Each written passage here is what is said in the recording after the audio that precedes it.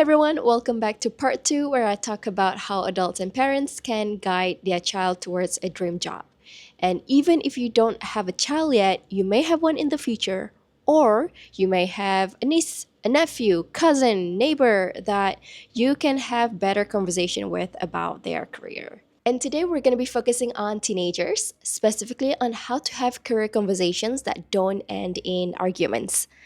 As you know, if you are raising a teenager, they can be fun, but also challenging at the same time.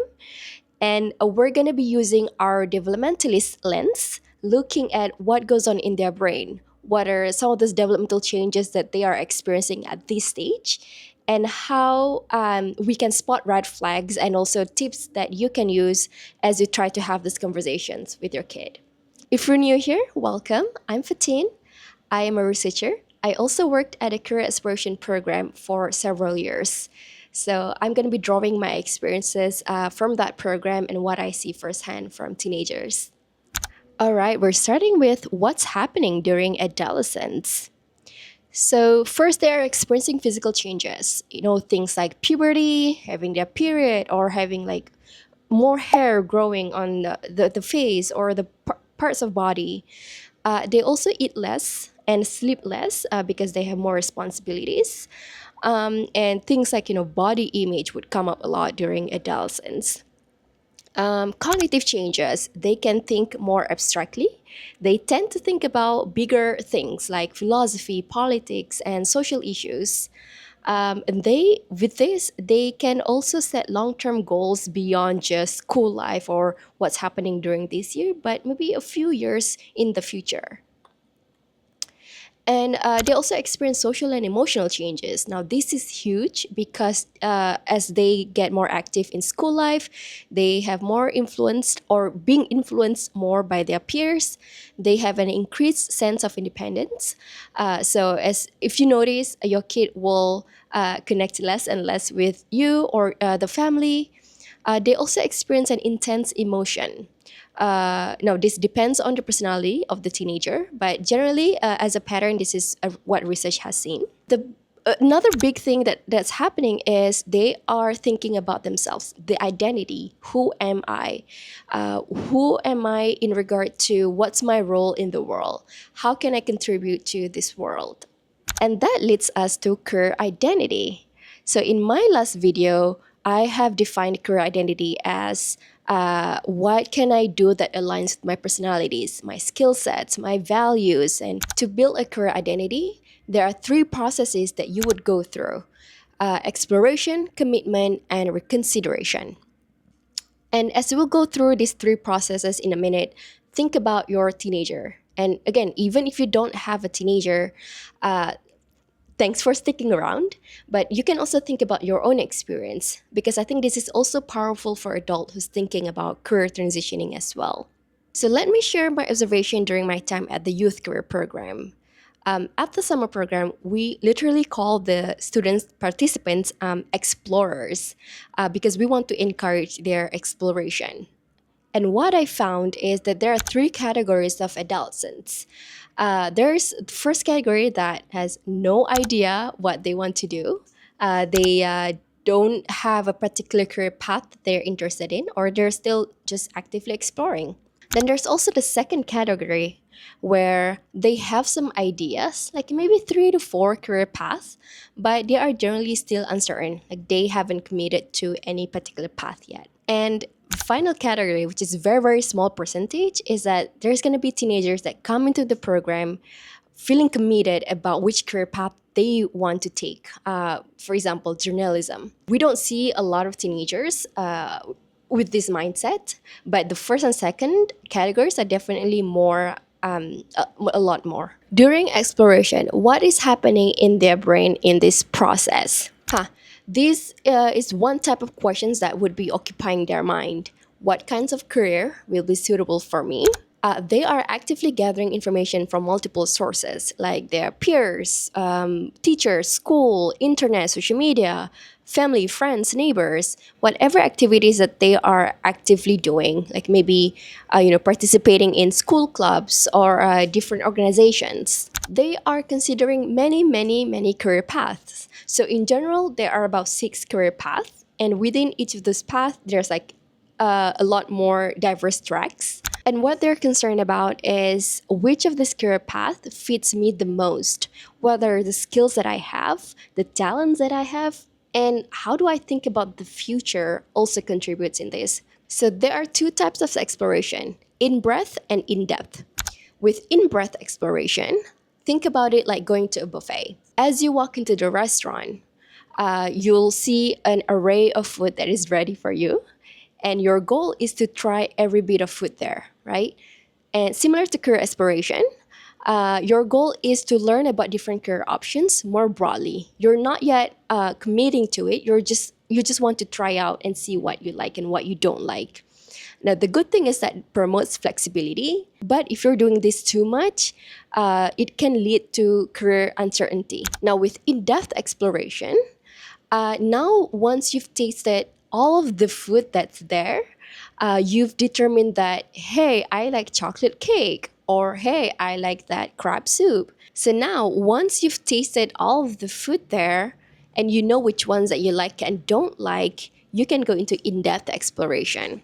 So you're deep diving into more specific career choices, which leads to increased career planning. You are more confident and you can commit to a certain career path more strongly.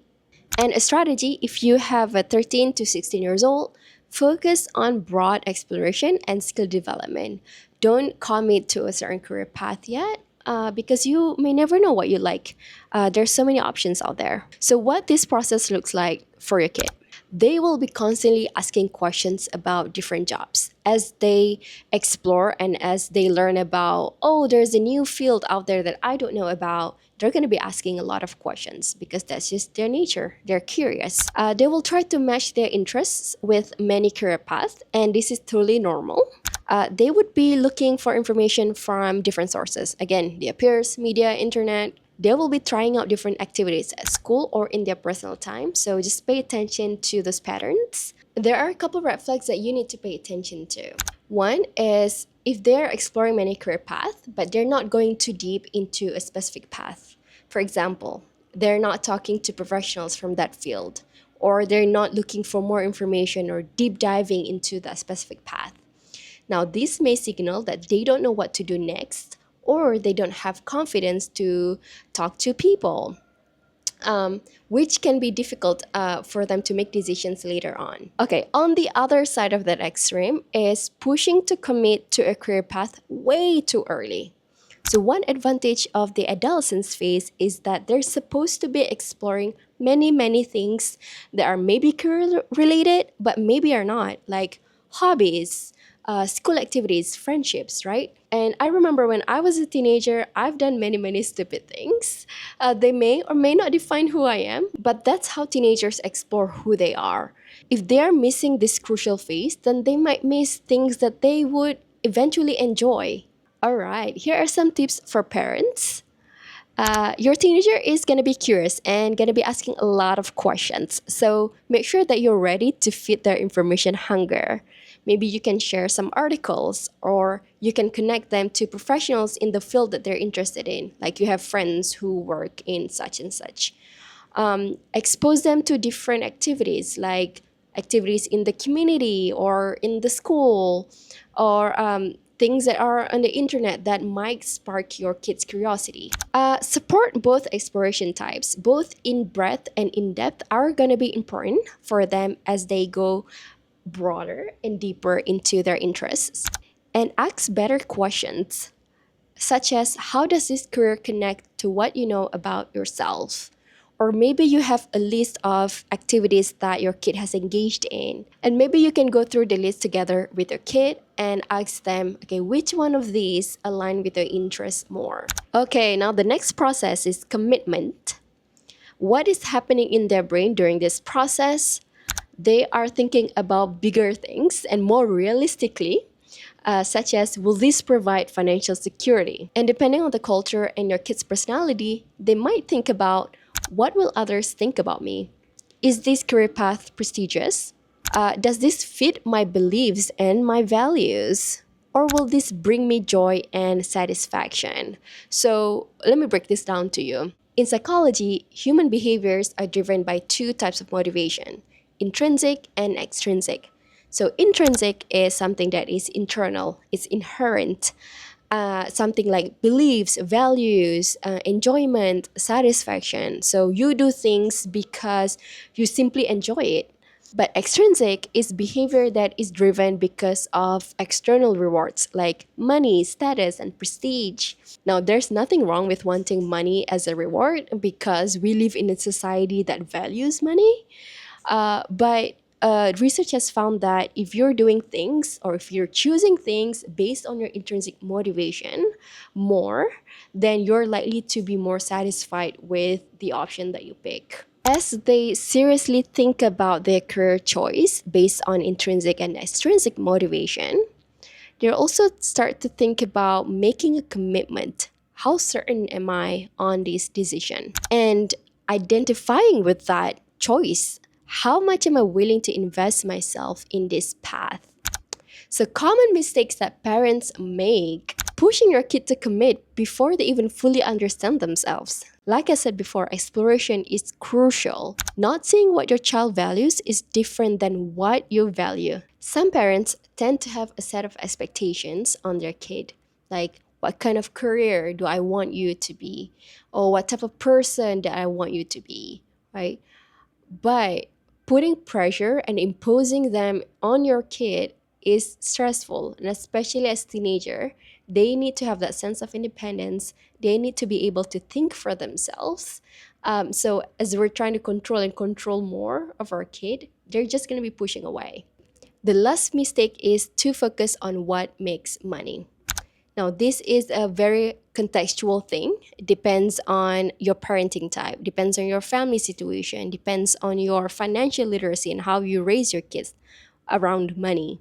Money is only one factor as they're evaluating their career choice, right? There are other factors that we've learned it before, like the intrinsic and extrinsic motivation. So we need to teach our kids to think more broadly and more diversely on all these different domains and not just money. So, tips for parents: listen and understand. Their priorities might differ from yours, or they might be changing their minds as they go, and that is developmentally appropriate. Help them articulate their values. They might not have the right words to express what they want to do. For example, you can ask them, what matters most to you? Making an impact, making money, expressing your creativity, or just having a job security? So, support their decision making. So, once they have articulated their values, then you can help to research together with your kid on what the outcomes look like once they've chosen that category. Breathe and relax. Just being calm and regulated can help your kid tremendously. In this process, they're already anxious and stressful enough, and you just being there, giving your calm energy, can help them to be calm too. As they're trying to commit to a career path, maybe encourage them to let's gather more information versus putting the pressure on them to like, you have to decide now. That's the least that we want to do for our kid at this process. Once your kid has explored all these different options and has probably committed to maybe one or two career paths, at some point they're going to be reconsidering those choices. Now, what is happening in their brain in that process? They are reevaluating previous choices as they learn about new information or as they experience new things. For example, maybe a teacher at school introduces your kid to a new school activity, like, I don't know, soccer maybe, and your kid has never done soccer before. But once they've tried it, they really, really enjoyed it, and they might think about maybe choosing a different career path that is more related to soccer. Now, there are two types of reconsideration. One is flexible reconsideration. Now, this is when they maintain just being open on other career paths, even though that they've committed to maybe one or two before. And this is totally normal. This is how they adapt to new information. At some point of our adult life, we're maybe exposed to a different job, and we're like, whoa, that looks cool. I want to try that out. The second type is self doubt driven. Now, this is more concerning because as they evaluate these different choices and learn about this new information that's coming in, they're gonna question a lot more things, which makes them more anxious. They may be showing you some obvious signs, like asking career questions during breakfast or staying up late just thinking about their future. So you want to be paying attention to those signs. Okay, so what triggers this process? Academic performance. Maybe they're doing tests and their grades are looking different than what they expected. As your kid gets close to graduation, they may be more anxious and they would be asking questions on things that they have decided before. Maybe they're paying more attention to the news and what's happening around the world, like with AI, for example. So maybe that will change their mind. As they are reconsidering and reevaluating new information, it's going to be a stressful situation for them. But a healthy reconsideration looks like when they keep on being positive about this new option that they're considering, or they know that there's going to be social support around them that can help them make that decision. Systematic and thoughtful approach to reevaluation. So, as they learn new things, they would have to go through the same process again. They would have to first explore, okay, this is the new information. Have I explored all of the options in this career path? And then they would go to commitment, right? So there are these processes that they have to first make so that it's not hasty or jumpy decision that they have to make. Maintains hope while being realistic about challenges. When is it concerning? It is when there's too much uncertainty and your kid doesn't know what to do because they are feeling paralyzed and maybe they're having self doubt. Like, am I making the right decision for my future? It's a big question. They would give up immediately, especially as they face with challenges. Now, in my previous video, we've learned that what we want out of our kids is to help them build characters. They need to be able to overcome challenges as they come into their life because there's going to be a lot of these conflicting decisions that they have to make. So if they don't know what to do and or if they don't feel like they have the support system around them, then reconsideration is going to be a challenge, a big challenge for them. Here's what you can do. First, listen and normalize their experience. Validate what they're experiencing. Like, I feel you. Questioning your choices shows maturity, not weakness. Help them process what is in this new information that is making you to reconsider. And maybe your kid has done some research and go through those lists together. Then maybe create a pros and cons list of the current path that they've decided and the alternative path that they are considering. And again, ask them questions like, which one aligns with your interests, your skills, your values, your personalities, right? And maybe the result will be 50-50. Maybe your kid will still be undecided, and it's okay. It's totally normal, right? What we're helping them to do is to continue making this evaluation and maybe let it sit for a few days, come back to it, and then see how it goes. Okay, let's recap. As your kid thinks about their future, they go through three processes to build their career identity. One is that they explore many career paths. Two, they make commitments on one or two career paths. Three, they reconsider those options that they've made as they learn new information. We also learn what we can do as a parent or as an adult to guide kids towards these stressful processes. And ultimately, we just want to be the best support system for them. Okay, that's it for this video. I will see you in the next one. Bye!